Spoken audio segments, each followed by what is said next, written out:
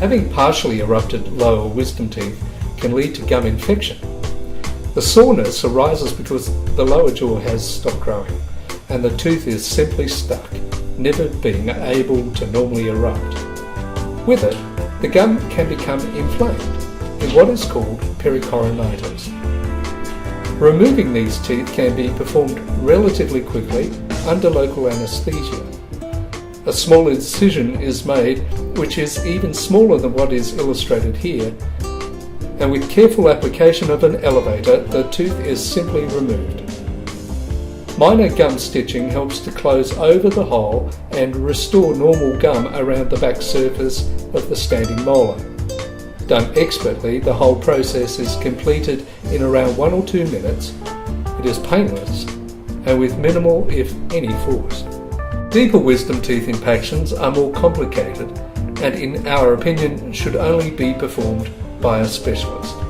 There is a requirement for a similar incision, but which under surgical magnification involves a much shorter line than what is illustrated here.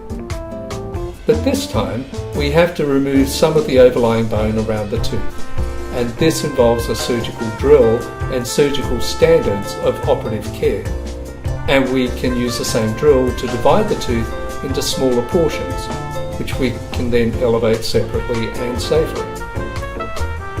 This kind of surgery limits the amount of surgical trauma, reduces post-operative swelling, and maximises healing. Full bony impactions are the most dangerous form that can cause gum infection and also potential loss of the tooth in front of the wisdom tooth. The gum flap is the same as for other forms of impaction. Again, it can be much shorter using surgical magnification.